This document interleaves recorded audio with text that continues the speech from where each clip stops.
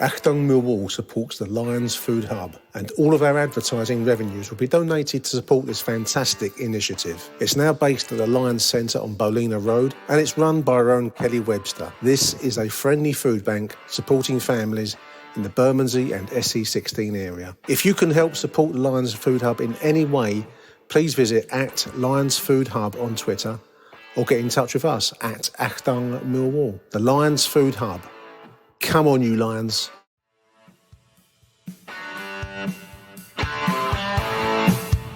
You're listening to Achtung Millwall, broadcasting from the beautiful South Birmingham. Accept no substitute. Greetings, dear listeners. Welcome to the post-Swansea City Achtung Millwall. Joining me to chew the cud of last night's 0-0 draw. Hard-fought 0-0 draw, I thought. But joining me is Mr. Michael Avery. Welcome to the show, Michael. How are we, Nick? How are we, listeners? Firstly, well done to all of those who made that travel, because that's a long old trek. It is a long one. Tuesday, Wednesday evening. So, yeah, well done, guys. Well done. Well done. Episode 220 something. I think I read last night online. Or they might have mentioned it on the coverage. It is a long trip, Michael. Swansea. You get into Wales and you seem to get to Cardiff or the fringe of it, then you've got to go on and you've got to go to Swansea. It's quite a way into the Principality. But I thought last night's game, I know it finished 0-0, and I was reading different views and opinions online, as you always get. But I thought that was a fighting point. And the second half performance especially was exactly the kind of Millwall performance I want to see. A bit seat of the pants at times and some world-class saves from Bart, Michael, but I was pleased with that point, and I thought we could have nicked it at the end. Yeah, it was, and I don't think you can be too disappointed. I think a lot of the listeners, or maybe not listeners, but a lot of the people on Twitter who were saying about the first half, they were right. It was quite dull. And I do recall the commentator saying in the second half, I think it was around the 60th minute, that no keeper had really ultimately been massively tested. But as you say, I think Swansea at times were better than us. I think they're in. I don't know about you, Nick, but I think they're in a slightly false position, because I actually think they knocked the ball around quite nicely at times, Swansea. So it wasn't as if we was going down there to play against a team who was absolutely dire. No. And like you say, there was a few times we actually did quite well and could have nicked it. Bradshaw's miss was a bad one, but we'll touch on that later on. Yeah. And we sort of make some chances. I think Ballard skied one over the bar as well from close range when he should have hit the target as well. So there's positives to take. There's still a lot to work on, but there's certainly some positives. I have to agree. I mean, the big story going into the game, I'm just looking at the new font that the club are using. Incidentally, I mean, there's a great post by a man in Block 11 about things that Millwall fans will find to argue about, and they went through empty rooms, desert islands, and now the font for the team sheet, which is very hard to read. Change it, Millwall, change it, and don't use the word drip for shirt either. That's another thing I'm turning into an old git, listeners. But anyway, we're just not with the times, Nick. Me and you clearly not with the times clearly anymore. Not. You know what I mean? Ryan sat there with his backwards baseball cap on and sunglasses, loving every 5 minutes of it. Us with our Horlicks, we hated it. I'm just looking at the starting 11. I mean, obviously the big story was Ojo, Shea Ojo, our new signing, has gone ill. It's gone sick. I don't know. There's no further detail that I've seen on that, leading to Tom Bradshaw making a start. Obviously Smith was the starter at the weekend up there at West Brom. But last night, Tom Bradshaw, a much maligned character. And, yes, you've mentioned it already, Michael. He missed an absolute sitter in the second half that should have been scored. I can't, I suppose you can argue that the goalkeeper did well to save that, but he should have scored it. But in Tom's defence, he's not a top-class striker. He's a very willing workhorse, and I thought he actually did an okay performance last night, bar the fact he missed a sitter, if that makes any, not too contradictory for listeners' tastes. Yeah, I think Bradshaw's always in an unlucky position. I do actually rate him as a finisher, as a goal scorer. As I said before, a couple of seasons ago, wasn't it? He went on that fantastic run of scoring something like in about 8 games in a row. So he did know where the back of the net is, but I'm not sure whether like a confidence thing hit him or something happened. But all of a sudden, it just dried up. But I always feel a bit sorry for him in these positions, in the sense that he's always asked to do jobs that I don't think many other centre forwards in the division are asked to do. You know, there was a few times again where balls were played up to him and he's got no real support. No one's near him for about 30, 40 yards. And I think I said it in our little group chat, didn't I, Nick? At one point, he's being asked to sort of have a ball punted up to him, bring it down, and then try and run on and score with it. And you think, well, that's like real Champions League level football you're asking someone to do. So yeah, if you could combine his work rate with Matt Smith's height and physique and goal scoring now, so then we might have, I don't know, it start to sound like he might be half decent. He might be half decent. It's like the Bermondsey Cristiano Ronaldo or something. We're getting into that kind of level, aren't we? Yeah, it could be the Bermondsey Chris Ronald. Yeah. Ronald Christopher. Anyway, I mean, the starting 11: Bielkowski, backline of Murray Wallace, Jake Cooper, and Dan Ballard, who took a bad knock in the second half. He's another one for the ever lengthening Millwall injury list. It's I don't know. It's like a butcher's shop at Calmont Road these days.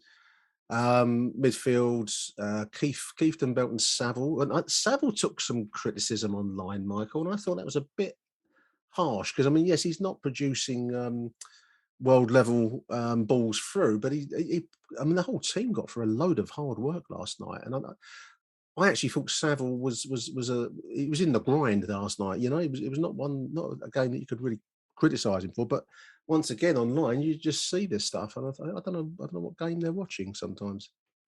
I think people are still, and myself included to a degree, I think they're obviously still expecting that Saville from old, aren't they? They're still waiting for that Saville to turn up, you know. Yeah.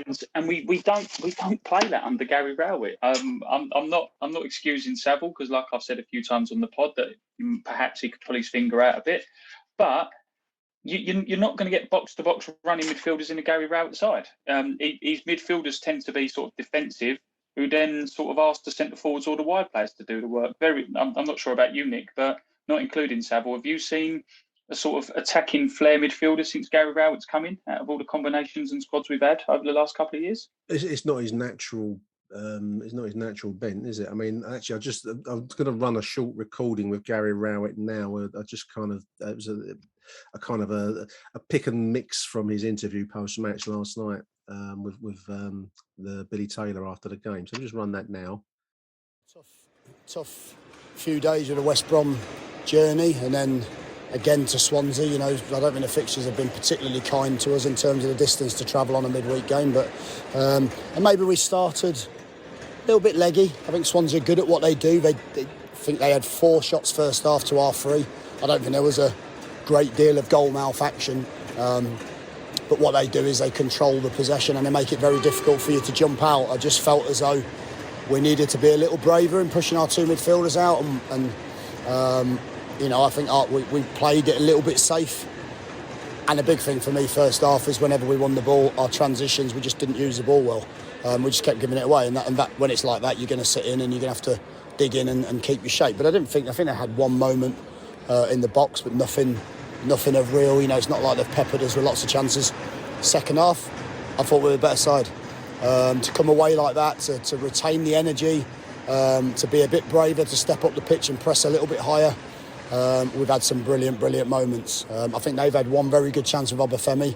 We've had a great chance with Brothers. It's an absolute stone wall of a chance. And then I think there's about another 6 or 7, a bit like West Brom, but probably even more, where there's 6 or 7 opportunities just for that final pass into the box, and we just couldn't quite find the right option. But we certainly looked a massive threat on the counter, and actually when we started to move the ball, we passed it with a little bit of composure as well and looked strong. So, you know, the fact of the matter is we've got reduced options. You know, we've got Shea Ojo was ill, so I think with Shea and Bennett in and around the options tonight, I think we could have changed the game in a way that could have opened it up with a little bit of pace and power. And Mace started, don't think was properly fit and ran out of legs, and everyone else just had to really dig in. So I'm pleased. It's not been easy. You know, I think it's probably been about 25 games since I've been able to pick anything close to one of my teams that I think would be the best team. But the players have given everything. Again, I can't ask for anything more other than just that final little bit. Achtung, Millwall. Welcome back, listeners. So as you could hear there, Michael, I mean, Gary Rowett was referring to the injury list, and in fact, it's 25 games, I think he said, since he was in a position to pick his ideal starting 11. I mean, going back to Saville, and to some level Kieftenbell, I thought put in a good hard shift last night. They're being required to keep it very tight in midfield to contain a team that, and you've mentioned it already in Swansea, that pass the ball on a European level. You know, I mean, we're going into battle with teams that are able to probably play a beautiful game, or whatever way you want to put it, on a level that we can't quite match. And we've got to keep it tight and keep it, keep it defensive to hit teams on the break. Which, on another night, if luck had gone our way, we would have put one of those chances in. But it didn't work out for us last night. But I think that the team are just being given instructions to keep it in a style that isn't pretty on the eye at times, Yeah, I think at the moment you're right. It does seem very like it's. Gary Rowett keeps continuously referring to the injuries.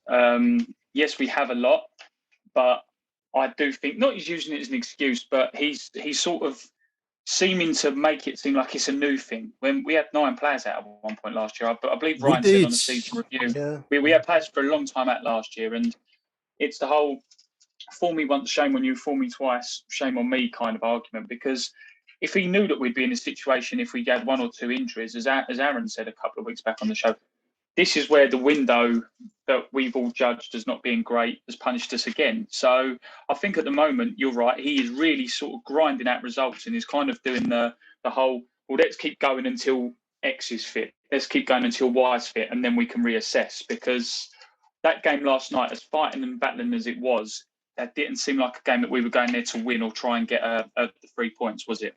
No, it was a game where in many respects, it's a classic away performance. And I don't have a exactly. I don't have a problem with away football, Michael. I mean, it's when it gets played at home that that's a different thing. We'll come on to that maybe after Saturday when we play Coventry. But if you're talking about an away performance at decent sides, West Brom were a decent side, Swansea a decent side. I know that the league table says otherwise, but from what I could see of them last night, they were a team well versed in possession football, able to pass it around and pass it well. So you've got to match your resources to what's going to come at you, and it will be lovely to go helter skelter, but then we'd probably get beat. And we didn't, maybe by the skin of our teeth at times last night. We kept it tight enough to bring a point back from South Wales. I just think it's tough. The problem is that the squad is thin, and there's going to be no getting away from this, listeners, because when you look at the substitutes bench, you're starting to see old lags like Budvarsson and Alex Pearce lurking on there, although they never got anywhere near the field, thankfully. But I had to laugh. I mean, not laugh. You don't laugh when the boy goes off injured with an eye injury, Ballard. But I thought, oh, here we go. Pearce is going to come in. That's probably going to be we'll get done for pace and we'll get beat 1 or 2-0 now, but instead Ryan Leonard came in and did a good job. So it shows you. Pearce is starting to remind you of that 40-year-old geezer who turns up to your Sunday league and always wears the tracksuit and would offer to run the line, if we didn't have a linesman, just to be involved. The first one to register every season, even though he's not going to play. When I started working in the 70s, listeners, I was working for the civil service, and there really were people in jobs there where you think, what does he do? All he does is walks around with a file in his hand all day. He doesn't do anything. There are people just on the payroll, And I'm starting to get that vibe with Alex Pearce. All he does is walks the corridors of Calmont Road with a file in his hand. That's his job, and to sit on the bench because you'll see him in a couple of years as Lurch's understudy. Oh dear! I was really glad when he didn't come on and Leonard came in, because I thought Leonard is he's a very adaptable player, obviously, and at least it gives us some passing ability, which enabled us to retain the ball to a better level. I mean, you're right. There's not much to report from the first half. A couple of chances for Swansea, perhaps, or half chances, an error by Bart. You say half chance, that one that they put wide. when they should have buried it. You know, the one that was played in at the near post. We got out of jail with that one, didn't we? We did, yeah. That's 41 minutes error by Bart allows Swansea forward misses from close. So, yeah, I mean, we kind of dodged a couple of bullets there. We didn't really show much in the first half. There was I think about 2 minutes in, we had a bit of ball head tennis in their penalty area, but apart from that, it was just a hard working, not much to show type of half. Second half was enjoyable. I quite liked it. I don't know if I sometimes wonder whether people online are looking for something that you're not going to get at this level of Championship football. But I thought it was a really good open game in the second half, and it could have hurt us, but we could have won it as well. And I quite enjoyed the second half. Yeah, it was quite backwards and forwards, wasn't it, at times? And there was a few bits where, yes, there was a bit of long ball football, but it went up to Jed and he looked like he was going to do some stuff with it. So, no, I do agree in those areas. I've got to say as well, you're saying about injuries, I think it was good to see Mason Bennett back. Yeah, he did well last night. Yeah. Yeah, and it just shows, really, as we said at the start of the season, didn't we, before he got injured, just how important he is, because clearly Rowett likes to play that sort of 3-man up top, be it as a sort of 4-2-1-3 or whatever these young kids think it is, or the 5-2-3. But just having that one player out has now changed your entire tactics. And now he's back in. You're back to a 5-2-3, which you're a bit more comfortable with. And we did look better in the second half. So I could understand taking him off because he hasn't had much game time, and injury prone is the wrong word, but he's susceptible. Let's just say that's susceptible to injury. Yeah. But I just think that it's the kind of thing that we want to see, and I wouldn't mind seeing him get a few more minutes in truth. But no, good return from Mason Bennett. It was a better second half, we say, and yeah, we could have nicked it, but we've got to talk about Bart's saves, haven't we? World class. Neil Fisler posted asking a question, which is you'd need to have some length of time at the Den. I've got some length of time at the Den as to whether he's one of our greatest. He's putting him in the same sentence as Alex Stepney, who I never saw, who famously went on to Manchester United. Brian King. Come on, Neil Welper's that used players that we know. Well, I mean, Brian King. Do you know the age demographic of this pod? Folks over 35. I mean, Brian King, I was privileged to see, and should have played for England. He was that good. But then you're going into the Casey Kellers, great, strong goalkeeper, international quality players he would show later in his career. And I think you've got to put Bart Bielkowski, listeners, into this kind of category. I mean, his career to date doesn't really reflect how good a player he is. He is. I think he's... that save towards the end of the game, I thought this is a goal. They're going to put it into the net, and it was a good shot on target, and somehow he's got across to bat it away. But there are other good saves through the game. I'm just looking through the notes here. Saving the first half and through the second. He's a match winner, and when you've got a match winner, wow, that's something to have. And I think he's a world class keeper in my opinion. There can't be many better than him in the Championship division, Michael. No, I'd say so as well. And I think those who, in speech marks, are better than him, the ones that the sort of Guy TVs and the kind of people who don't necessarily know the ins and outs of the division will clamour towards the bigger names. I said it after QPR that a lot of people like the types of Charlie Austins because they're names in the games or they're fashionable names. But where Bielkowski isn't a fashionable name at Millwall, he won't get the plaudits he deserves. It's very, to a point, I don't know if you agree with this, I think it's very similar to Jääskeläinen when he was at Bolton. Yeah. Everyone was shouting and screaming about how good Kudicini is and Cech are, and they rightly are, and these type of goalkeepers like Jens Lehmann. But over the course of a game, those latter names only have one or two saves to make, whereas Jääskeläinen has about 10, 15 absolute worldies a week to make, and they do it superbly. So it really is the fact as well that Szczesny, or however you pronounce his name at Juventus, is the Polish goalkeeper as well, because how on earth is he not getting called up to Bielkowski on this form? His age is against him, I suppose. He clearly, there was a point where he didn't arrive at the Den because of his knee injury, historic knee injury that he had. So maybe that's played a part in his career. I hadn't followed him previously, so I've only really known him since his time at the Den. But what a keeper. I think that that was a match-winning save last night, because if that had gone in, we weren't going to come back. Let's put it that way. So also would have just maybe be counsel for the defence of Tom Bradshaw, because I think I've already said he's much maligned. I'm just looking at the note in 76 minutes. Good move. Bradshaw gets a touch in, but I actually thought it was well saved by the Swansea keeper, who I think was Ben Hamer. Was he the ex-Charlton player, Michael? I believe so. Yeah. Name rings a bell, actually. Yeah.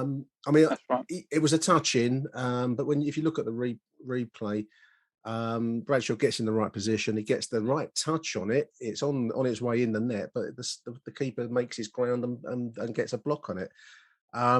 Maybe someone else would have put it in the net, and you could say Bradshaw's got to put it in the net. But you can't really account for the decent save that goes into that, because I thought that was a good save as much as a bad miss, if you want to put it that way. Yeah, and they are those, aren't they? They're those sort of one-on-ones that, like 9 out of 10 times you do score. And can you imagine the sort of confidence Tom Bradshaw would have had if that had gone in? He could have then started pushing for a start and everything like that. But if I was Tom Bradshaw, I wouldn't be overly disappointed with that performance. He's not played a full 90 for goodness knows how long. He barely gets a start. He barely gets a game. And when he did play, I think he did enough to warrant at least his place in the squad.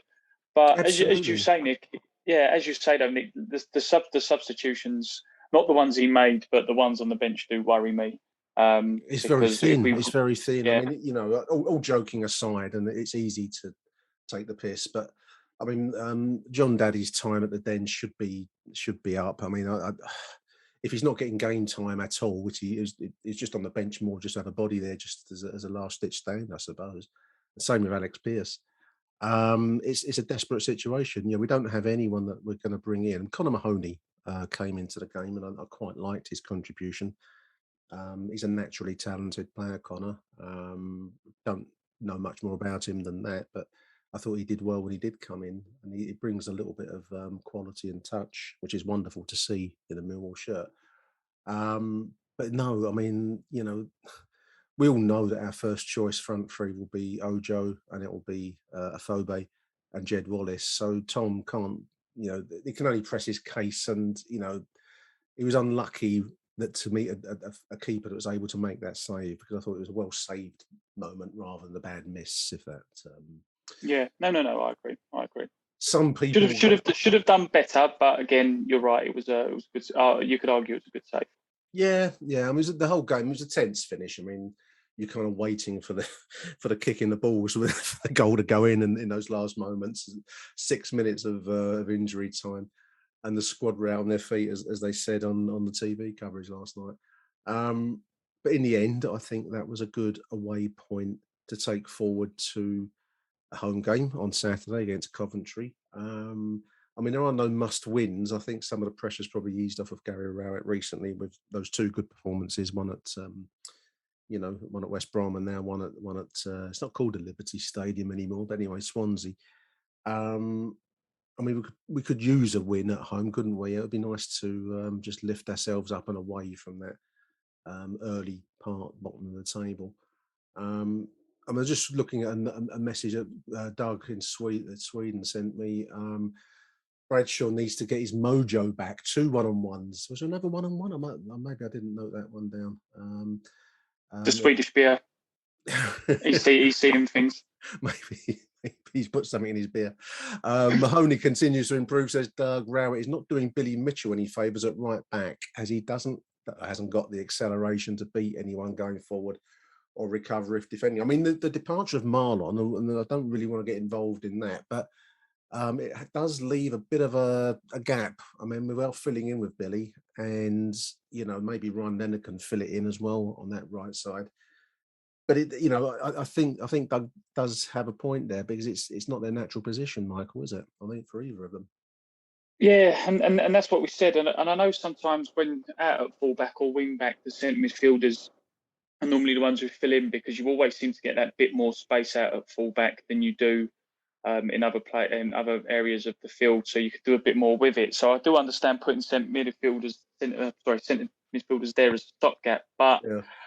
This goes back to what we said, though, Nick, again with the transfer window. We knew Marlon was on the way out. We knew McNamara had an injury, and it's not been a good one. But I think at the moment, as we said, the squad is dead thin. I mean, if we didn't send the likes, not my old jeans I slung out the other day when the Harris had gone. You've gone through it. We're into whole territory now.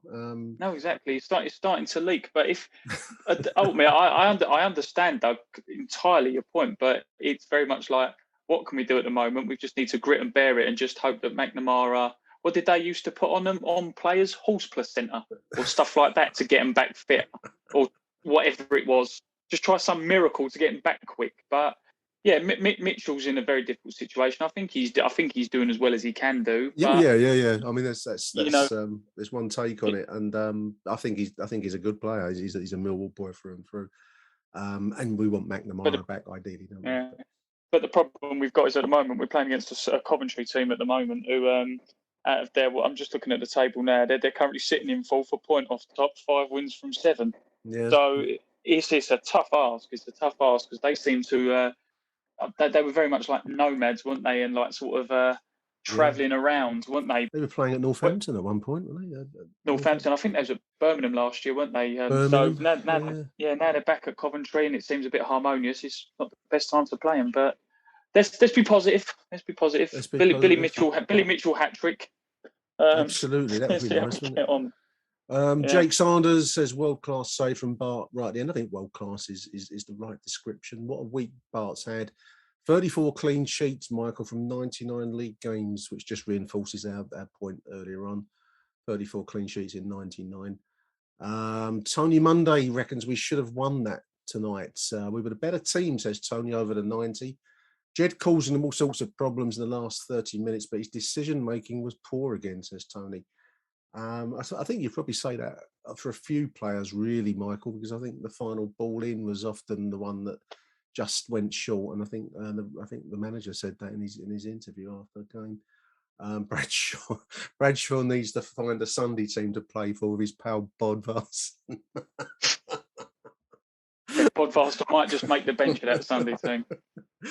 Oh dear, I like that. And John O'Mara finally says, if Phoebe, Hutchinson, Ojo and Danny Mack were in the team, we would have won that tonight comfortably. We really aren't that far away, says John O'Mara. I have sympathy for that point of view, John, and I think that you're right. I think that we are close. It's often the most frustrating part of all is when you've got players that are out of the game that would have really made a big difference. And I think last night's game was just such a situation. Now, Michael, I'm just going to take a quick break now. I'm going to listen to Harry and to Mike Hayden, and I'm going to come back and just discuss, if you don't mind, the subject of refereeing in the current situation. Hello? Well, that was slightly promising, wasn't it? A boring draw in some respects, but a positive performance in others. I thought we'd done the defensive side of the game very well. I think we were a little bit hesitant to go in for the kill tonight. I think Gary Rowett left the sub a little bit too late. Maybe could have gone 2 up top. Bradshaw, Wallace run themselves into the ground. Bradshaw done a lot of trying to win headers in the first half, which he won with a flick on to nobody. Done a lot of running around, and for someone that doesn't get much first team football, I thought he'd done quite well to last as long as he did.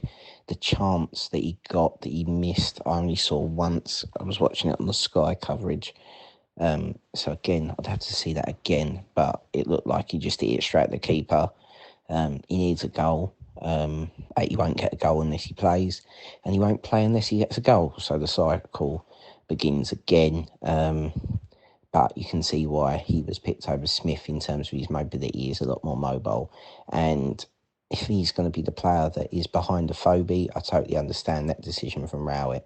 But he doesn't score goals. That's the problem. But we don't score goals. Bart, again, in dispatches, Bart was last 10 minutes. The save is fantastic. I thought he was good in the rest of the game. But yeah, all in all, a good point in taking the result in sort of on its own merit, but in terms of the season, we can't keep drawing games. When, we've got to turn a corner. I know it's unbeaten in 4 in League and Cup, but we've got to start. If we want to be serious about making progress, and I think to try and even stand still is stupid in football. To try and make progress, we've got to start winning at home regularly, and that's got to start with Coventry on Saturday, even though Coventry in quite good form. But yeah, interesting. I know the injuries are mounting up, but at the end of the day, the squad's Gary Rowett's. It's his job to plan around injuries and get the points that push us up to the right end of the table. And be interesting to see what we do Saturday. But they look knackered there at the end. You can't ask any more of those players that were out there tonight. And another little side note is that he decided not to bring Pearce on. He brought Leonard on to replace Ballard. So if that doesn't tell you that Pearce shouldn't be at the football club, I don't know what will. But there we go. Signing off. See you all Saturday. Jiri Skalak here, reporting from the home counties. Didn't go to Swansea tonight, but watched it on iFollow. Good point for the Lions and another good performance. I think we started the game very, very well. Sort of first 10, 15 minutes, looked the better side. And then Swansea really dominated the rest of that first half. I think they lots of sort of sideways passing though. I mean, they didn't really create many chances. And I don't think Bart really had a shot to save in that first half. The second half, it came alive, the game really, especially when Swansea, I think they made a change. They brought the lad Obafemi on and put 2 up top. And that actually really played into our hands as it completely opened the game up. And it turned into a bit of a pinball match almost for the last sort of half an hour or 20 minutes or so. Both teams had really good chances. Bart, great save from that free kick. They put one wide. Bradshaw's missed a really good chance. I thought he played well tonight. I thought he put himself about and, he linked up some play. But, in this Millwall side, we don't create many chances and a striker has to score that. And then, we've had a couple of good chances sort of towards the end. Jed Wallace really causing them problems. And in the end, just couldn't find that goal and neither could they. So it was an entertaining 0-0 draw, which I'm happy with because I'm pleased with the performance. It wasn't all backs to the wall, sort of trying to hang on. We really did go for it up until the final whistle. Swansea aren't as good as they have been in recent years, but that's not a bad point on the road. I tell you what, you would take that all day long, as long as it's a positive performance, which it was. So, hoping Daniel Ballard's fit for Saturday. It was quite a nasty cut he had just underneath his eye. So hopefully that heals up and he'll be fit for Saturday. And it's just the Calmont Road crisis. We just seem so unlucky at the moment. Well, for ages, actually, with injuries. I don't know what's going on. Ojo ill tonight. Ballard goes off with that cut. It's a really depleted squad. And Max on iFollow commentary actually made a good point at the end. If we'd have had our full squad available, we'd have won that game today. And I agree with him. So, big game on Saturday. Coventry are no mugs. I mean, they've had an incredible start to the season. I don't think anyone expected that. So it's going to be a tough game on Saturday. They're going to have their backs up. But I think we're growing in confidence. A couple of good performances now. We're unbeaten in 3. So I'll go into the game hopeful. Come on, you Lions. Achtung, Millwall. Now, Michael, you are, just without revealing any state secrets, you have a kind of like a little sideline of being a referee, mate, don't you? You do a bit of refereeing of games, and you've done some of your badges and so on. Yeah. So I've recently took it on because my 2 boys are now playing some sort of Sunday league football, and sometimes it's a bit tricky to get referees, and we'll explain in more detail how that worked. So what I did was it was half to sort of get some sort of qualifications and the certification, so that if I was ever needed and called upon, if I was at a game and a ref didn't turn up, I could jump in the middle and sort of do it properly, because obviously you don't mind people volunteering or helping out, but sometimes parents, as much as they may try, may not be up to date with sort of rules and laws and that kind of stuff. So it was just my way of trying to sort of give back something to them and help them out a little bit. And since then, I've had a few games in the middle, which we'll touch on again in detail. Have been enjoyable. I've had their challenges, but I've done a lot of games as an assistant as well. So I've even done games including West Ham's academy and Charlton's academies and Exeter City, those kind of teams. So if it's one of those things, and I'll touch on one of the positives. If you actually really want to watch like some good football, some good youth football, or even semi-pro level, it's a great way of doing it because you're literally, in the best seat of the house. You're officiating on it, but you get to see some really good young up and coming players.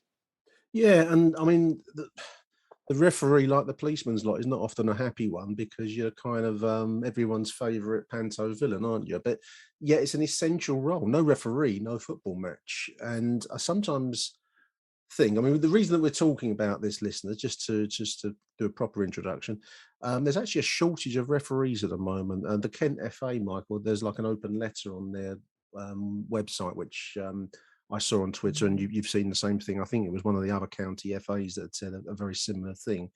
That there's been a big drop off in people willing to referee at the kind of level that you're describing now. Since the maybe what we might call the post-COVID, the return to normality period, or whatever way you want to call it at the moment, but there's a big shortage of refs out there at the minute.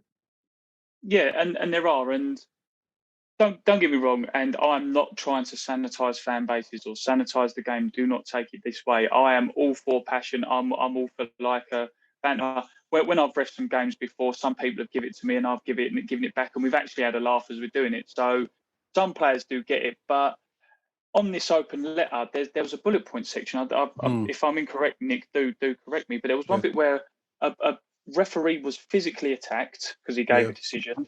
There was one where a referee, fisticuffs, yeah, fisticuffs. He was physically followed back to his changing room when actually, technically, under some leagues, you're not actually allowed to talk to a referee up until a certain point after a game or at half time. He was physically followed back to his changing room. You're getting absolute dog's abuse. And it can't really go on because I think the problem that you've got is in football, especially grassroots, is that you've got some people who know the basics. Speech marks basics are a bit more than that of football, but they don't know the intricate detail. So when a ref gives a decision and it is the intricate detail why, they just start getting absolute abuse hurled at them. Or it's always the referee's fault if something goes wrong. And especially now when you've got modern technology, I've seen it recently and I've shared some pages with you to follow as well, Nick, to look at. But you've got social media pages now where people are putting up videos of decisions and going, well, how could the ref give this? Or how could and so it's pinpointing even more like sort of mistakes, if you will, or arguable decisions that referees are making. And when you're in the absolute heat of the moment, I had it the other week. There was a decision that I gave where it was one of those, you just knew as soon as you blew the whistle that no one would be happy. So you've just got to give the best you can. And I had one team who genuinely thought they were downplayed or it went against them. They were screaming, absolutely screaming at me. And then you had the other team who were like, oh, cheers, ref, that kind of thing. But what people at grassroots level don't realise is they're looking at the refs on the TV and thinking that, like grassroots referees are like UEFA level refs with VAR and officials and all that kind of thing. I had a game the other week where they were two great sides. I'll call them out if anyone listen. But I had Bexley United versus Greenwich Mariners. Now they both were short of players. One of them I think only had one sub, one had the other. The other had like no subs. So I just said, I've got no assistants. I physically won't be able to give offside unless they're absolutely blatant. Because of how far the ball will be, because you could be down one side of the pitch and someone hoofs it, you ain't going to make that distance up, even if you use Usain Bolt, so you can't see. Yeah. But they were still appealing for the half-yard offside, which is fine because they arguably could have been offside. But when you're grassroots level and you don't have these other officials to help you out, or you don't have these other people in place to help you, or a clear line of sight, how can you give a decision as half a yard, but you're still expected to? So I think a lot of the issues are. I mean, the open letter, which was published by the Kent FA, was basically, I mean, it was asking the reader to speculate on why there's a big shortage of referees, and that it's dropped off a lot since post COVID. Now that could be a factor, Michael. People after COVID, it's affected us all in different ways in our lives, and there's a myriad number of reasons to why someone might have refereed before in the normal times, and then in the post-COVID times, maybe you can't, you don't want to, for whatever the cause may be. No one knows. So COVID that's part of this drop off. It's quite substantial. It's almost like a 25% drop in the numbers of people refereeing in Kent, and this goes across the rest of the country, listeners. The other one I read was somewhere up north. I can't think, it might have been Lancashire, or it might have been Yorkshire. I can't remember which. But it's a similar story. I don't think the underlying issues are different. But then the prime reason given by the Kent FA for sure, and I don't think this will come as any surprise to anyone listening, is the torrent of abuse that referees are often given on the pitch and post-match. I read the point that you said about someone following the ref back to the car park or whatever case may be, street, wherever he's parked. And then they listed like an under-18 referee of a game where someone was in his face screaming blue murder at him. Which is unforgivable. For a young kid who's trying to just do... Because at the end of the day, referees, some of them want to do careers, some of them want to do well, some of them, let's be brutally honest, just want to earn a few quid. You should be going up to kids screaming in their face because they've given a throw when it should be a foul. There's something wrong with people who do that. There really is. Well, I mean that goes to the heart of it, and I don't know that any of us have got an answer other than to examine ourselves, I suppose. I well remember when my nephew was young, so this is going back 10, 15 years or so now, when he joined a park side set up by a couple of ladies, I think in Sidcup, in one of the parks in Sidcup, and he joined their side. But there was a code of conduct for parents that they signed up to, for parents, that you're not watching. I don't know. They put it as Arsenal versus Chelsea, but you know what I mean, listeners. You're watching kids aged at that time, you'd have been about 8 or 9, something like that. So you're not to shout abuse. You're not to heckle the other side. You're not at Millwall. Do you know what I mean? I thought, is this real? Is this how people conduct themselves at kids' football matches? Well, you look, Nick, as well. I mean, it wasn't as last year. It was a few years ago now. There's now ropes around pitches that parents ain't allowed within a certain level. What is all that about? Because of the sheer sort of, not abuse specifically to refs, but just the way some of them behave. And you think, and it is a passionate game. I get that. Do you know what? When I used to play football, what an arsehole I was.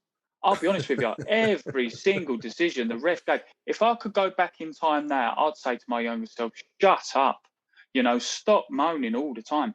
But the bits that get me, and some of the Twitter pages, we'll go back to the kids' football in a minute, but we'll talk about sort of adults football a bit more here. Yeah. Is that I ref the game. I won't name the teams. I won't name the weekend or whatever it was. But I ref the game where one team ended up winning something like 11-0 or 11-1. There was this one fella, he was having not his best game, right? It wasn't the best game he was having. It was about 8-0 with 10 minutes to go. He's not played particularly well, was very shirt pully all game and everything like that. He's pulled a shirt. I blew a whistle. He went, fucking hell, ref, you've been shit today. And I turned around and I've been shit. I've been shit. I was like, so me blowing the whistle now is the reason you're 8-0 down. And he looked at me and I went, can you not understand what you're trying to say? Like I said, I should really book you for dissent because, but you're 8-0 down. There's no point because they'll probably just score more, and it's those little things as well where you've got some players, and I don't know whether it's a generation thing or whether, but some players just cannot comprehend that they've done something wrong or they've had a bad game. And if they had a bad game, they'll take it out on someone else that's not them. Now that's fine if that's how you want to be, but don't curse or swear or physically threaten, abuse or get in referees' faces, because sometimes there's a lot of people I've spoken to who are no longer refs, and the number one thing they say to me, Nick, what do you think it is? Well, I gave it up. If I was a referee, which I never have been, but if I was a referee and I've got someone screaming at me because, for the reasons you've described, I mean, it's a voluntary position. You're not getting paid for this, are you? Even if you were getting paid, you've been told better conditions than that. But you do get paid a certain rate, but it's not it's That's not nowhere enough. near. That's not enough to justify all the names under the sun being slung at you from No, close range, exactly. is it? And don't get me wrong, shoe on the other foot. There has been a couple of games I've had that have been really, really good. And I'm not sure as well whether the higher up the divisions you go, or if you get away from the grassroots, like it's obviously the code of conduct's better. But boo hiss, I'll say their name. But when I did a West Ham game a little while ago when I was doing loan, great team, really respectful young side. Charlton, really respectful young side. And there was a Peckham Town game I did. Mary Phillip, the old Millwall Lioness, is the manager of now. They another respectful thing. So I will be honest, it's not all the time, No, but it's there enough to warrant this open letter. And there's also the figure, the actual percentage drop. Mike. I mean, something's causing this drop off in people willing to referee games, because I think the Kent Post said that there's going to be X number of games. Can't remember how many it is now, but then they're just not going to have a referee. Sort it out between yourselves. So that's the logical conclusion. You don't have a referee, and yes, you can play, I suppose, with someone from the home side or whatever, but it's not quite good enough, really, is it? Yeah, and the thing is as well, is you don't mind. You don't, as I said, if you are like a sort of thick-skinned referee, you don't mind the banter. Like when Millwall give it all the old Lino, you're a you know what you are kind of thing.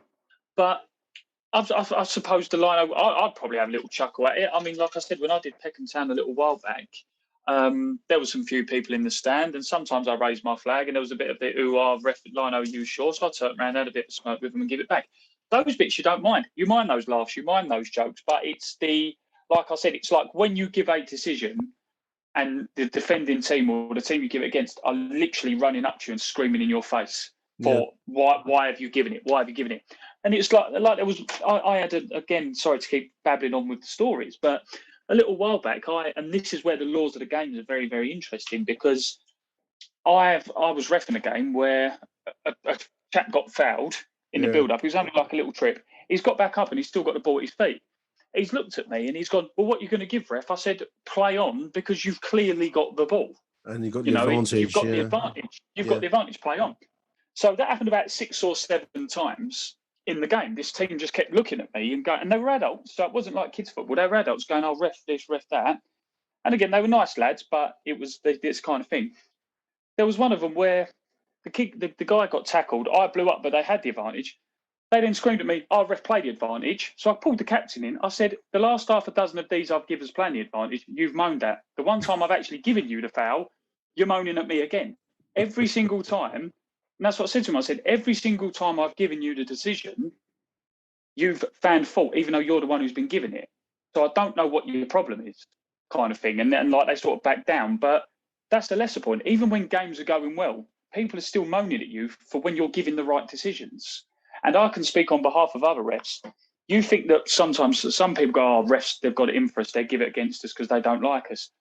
There's no point. We don't even know who half these teams are before we're assigned them. So we're not going to go like, oh, yeah, we had them last week. They're a bunch of knobs. We'll give a penalty against them, because that's not under the laws of the game. You're not allowed to do it. So all of these people who are saying, oh, referee, you don't like me because last week I kicked someone. Well, that was last week, mate. Move on. Get on with it. But sorry to labour a point. I'm just giving some examples from my own experience to tell you some of the stuff we go through. It's interesting. I've no experience of refereeing myself. I don't think I'd make a very good referee, dear listeners. I do know that once we had a football tournament called the Lions Trust Cup at the Den, which was pretty good. It was a very enjoyable day, apart from one team. I can't remember their name now, but they wanted to have a fight with everyone. And they called the referee, there's some volunteer refs, and they wanted to get in his face. And one bloke offered him outside in the car park, and and it's all very well to joke about it and all the rest of it, but actually the poor kid was quite shaken up by the experience, and you're not doing it for those reasons. This was a charity day, and you think, fuck me, you're there for good reasons, not because it's Euro 2021 or something. It's a mindset of a certain type of person. Sadly. I think if I can say one thing, so a little while back we went to a meeting. Or sorry, let's say one thing. I've said loads of things. But if we was at a meeting recently, a few refs got together to sort of law changes. Yeah. And there was a law change. So remember the Patrick Bamford when he pointed for the ball in the game and his arm was offside, that kind of thing. Oh, right. So basically, IFAB, who sort of do the laws of the game, and now saying obviously because of VAR, that kind of thing, that would now be classed as an offside. So we was all sat there and we was a bit like, well, how would we see that on a Sunday, you know? And that kind of thing. How would we be able to see it? And it'd be like, we'd be down to your match officials to see that. And so again, it'd be like, well, you're now asking us at grassroots level to pick up on things VAR looked at 7 times last season, and with that decision, they changed how VAR is now being used. Yeah. But you're asking us to look at that grassroots level. So, but again, this is the argument with the laws of the game. Everyone with their mobile phone is their own personal VAR, aren't they? Yeah, of course. And the funny thing was as well, I actually said it to my dad the other day in the car when we was chatting about it. These laws are changed, but not everyone knows that the laws have been changed. So you're giving a decision based on the new law that's come in, but somebody could still be playing 2020 to 2021 rules, which I know it's down to the responsibility of players and management and team admins and secretaries or whatever, or analysers to sort of say that these are the new laws that are coming in. But it doesn't happen everywhere. So if you was to give that your arm's offside, you could have someone scream in your face, well, no, last season it weren't. So now you've got to stop the game and explain to them, well, actually, mate, that law's changed. No one told me. Well, now they have. that kind of thing. So, it's a tough one. Yeah, to go on a very laborious point, listeners, it's tough being a ref. And I do like the banter. I like the laugh and joke. And do you know what? If you think my decision's wrong or the ref's decision's wrong, absolutely question it. I'm not saying don't do that. But don't threaten to have out referees after games. What's wrong? What's wrong with you at the end of the day? Absolutely, seconded. Hug your referee. There's not enough. Hug your ref. We've all been double jabbed. Hug us now. There's not enough of them, and it's a reducing number for the reasons that the Kent FA outlined very, very well. It's well worth a look. Go on Twitter. I think I can't remember their handle, but it's Kent FA. You'll find them. It's out there. Yeah, and a lot of other leagues are posting it as well. So we cover on this show Erith Town and all those teams in that division, and they've actually sort of copied and pasted and retweeted it as well. So if you can't find it on Kent FA, it's on their website as well. Great stuff, Michael. Thank you for taking time out of your day to talk about these and Swansea and all these other issues. Big thank you to Michael Avery. Thank you for coming on, mate. No problem at all, and thank you, listeners. See you all Saturday for commentary. I'm not around much this weekend, but I will be talking to hopefully someone on Monday for post-Coventry roundup, and then obviously I'll be at the Den midweek for the Leicester game. So until then, dear listeners, from Michael and myself, it's Arrivederci Millwall. Bye for now. Thank you for listening to Achtung Millwall. If you enjoyed the show, please head over to Apple Podcasts and leave us a cheeky little review. Arrivederci Millwall. Till next time. Who do you want to watch?